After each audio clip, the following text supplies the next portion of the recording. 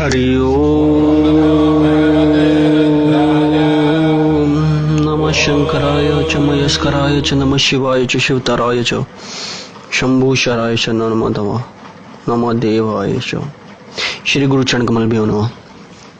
आज आप सभी के समक्ष में नवदुर्गा साधना लेके आया हूं और आपको पता ही है पूरे भारतवर्ष में शक्ति की उपासना और संपूर्ण विश्व की शक्ति की उपासना करते हैं और प्रत्येक चिंतनशील संप्रदाय इसे अपने अपने ढंग से करते हैं। इसके पीछे भावनात्मक रूप से नारी जाति का तो सम्मान है ही, साथ ही साथ महाशक्ति का पूजन भी है और यह इस जगत की सबसे रहस्यमय गूढ़तम सिद्धि है। तंत्र की पूरी पद्धति इस साधनाओं पे आधारित होती है और यूं भी यदि सामान्य रूप से देखें तो इस बात को मां से अधिक कोई भी नहीं जानता कि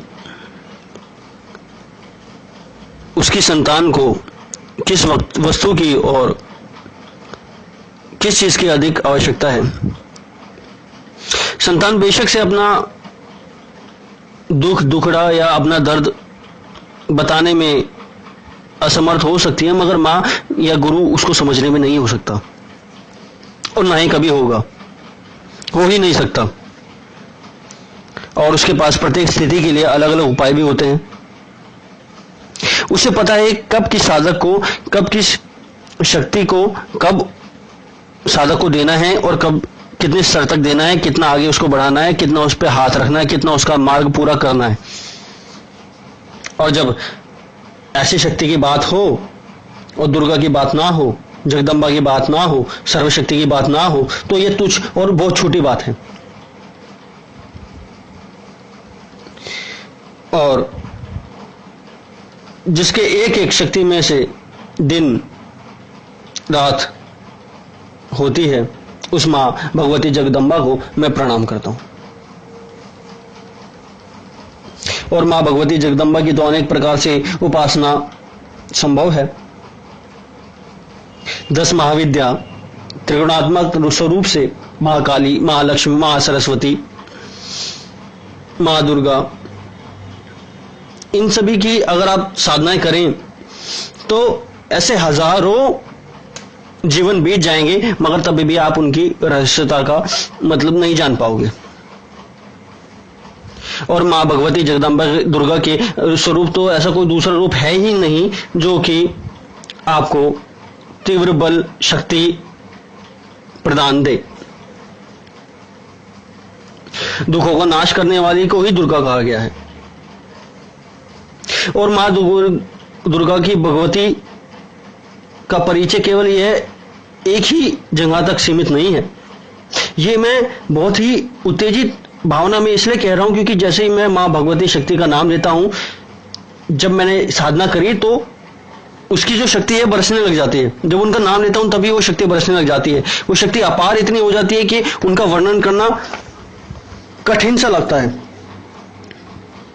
क्योंकि उनको समझ पाना, उनका वर्णन करना आज तक किसी के बस की हुआ ही नहीं, किसी भी साधक के हुआ ही नहीं।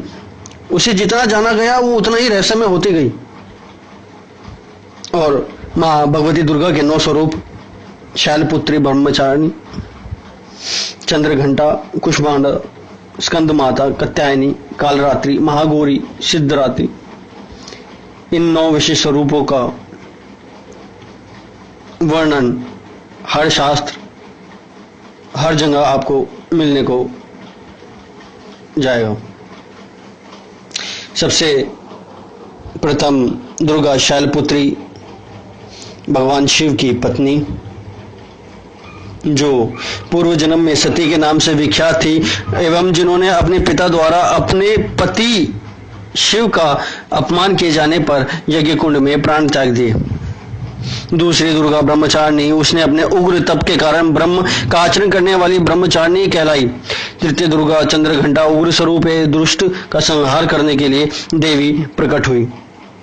चतुर्थ कुष्मांडा, उसने अपने भूविलास से ही समस्त ब्रह्मांड को उत्पन्न करने में समर्थ है। दुर्गा स्कंद माता देवताओं के भी सेनापति भगवान स्कंद की माता होने के कारण इस संज्ञा को विशु हुई। छठी दुर्ग की संज्ञा कात्यायनी, जो कात्यायन श्री ईश्वर की तपस्या के कारण उनके घर पुत्री रूप में अवतरित हुई। और माँ दुर्गा कालरात्रि, जो विकराल स्वरूप महासंहार करने के विशेष शक्ति है। महागौरी की संज्ञा से विभूषित अष्टम दुर्गा वास्तव में महालक्ष्मी है एवं नवम दुर्गा सिद्धात्री, परलौकिक विद्याओं की आश्रयस्था और प्रदात्री है।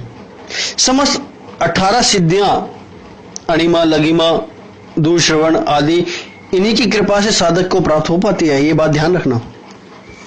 यहाँ नव दुर्गा का संक्षेप में वर्णन करने से मैं आप सभी साधकों को यह बताना जा रहा हूं कि माँ शक्तियों का पूजन कैसे किया जाए, कैसे एक छोटा सा साधक जो घर में रहता है, जो गृहस्थ है, वह इन साधनाओं को अपने जीवन में उतार कर कैसे अपना कल्याण कर पाए, कैसे दुनिया का कल्याण कर पाए। और इस वर्ष तो नवरात्रि के शक्तिमय पर्व को ध्यान में रखकर नव दुर्गा साधना के मूल और अत्यंत सरल मैं साधना को आपके सामने बताने जा रहा हूं। आपको इसमें दुर्गा यंत्र, खड़गमाला और कुछ अतिरिक्त सामग्री की व्यवस्था करनी होती है, जो आपको बता दी जाएगी। आप हमें ईमेल के द्वारा या फोन के द्वारा भी पूछ सकते हैं। यूं तो नव दुर्गा यंत्र तामपात्र पे भी आप अंकित करके अपनी पूजा स्थल पे रख सकते हैं। और जैसे ही नवरात्रि शुरू होते हैं, प्रतिदिन पहले ही दिन आप सफेद वस्त्र पहन के सफेद आसन पे और अपने सामने सफेद बजोट पे रखें माँ दुर्गा का यंत्र, माँ दुर्गा के चित्र, माँ दुर्गा की जो भी सामग्री आपको दी गई है, गुरु सामग्री दी गई है, आप उसको रखें और उसका पंचोपचार पूजन कर केसर, अक्षत, तिलक, चंदन से और घी का दीपक जलाएं, नैवेद्य और अगरबत्ती से पूजन करें और आचमन जो भी आपको विधि दी गई है, आचमन जल चढ़ाएं और फिर माँ का पूजन करें। पूजन मंत्र आप माँ का बोलेंगे, ओम जयंती मंगला काली भद्रकाली कपालिनी दुर्गा क्षमा शिवा दात्री स्वाहा स्वदा नमोस्तुते।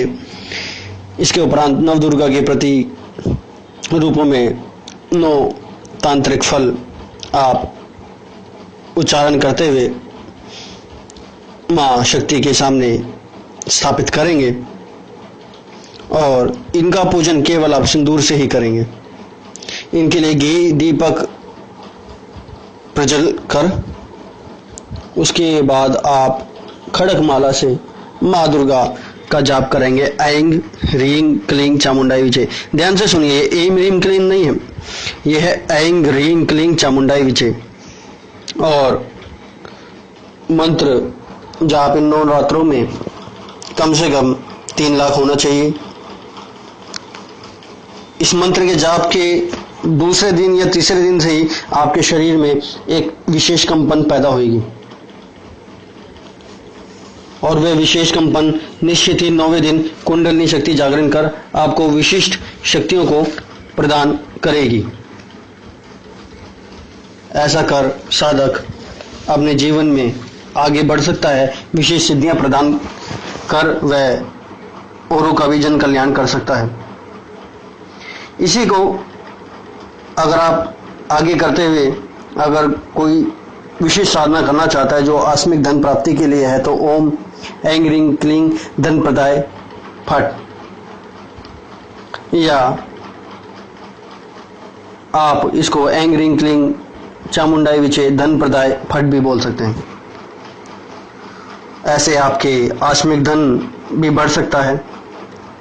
वहीं पे ही अगर आप रोज एक माला ओम श्रीम अम कम, हम, सिद्ध, हम, कम, अम, फट की अगर आप माला करते हैं, मैं मंत्र दोबारा बोल रहा हूँ, ओम श्रीम अम कम हम सिद्ध हम कम अम फट, तो निश्चित ही आपकी साधना में सिद्धि प्रदान होती ही होती है।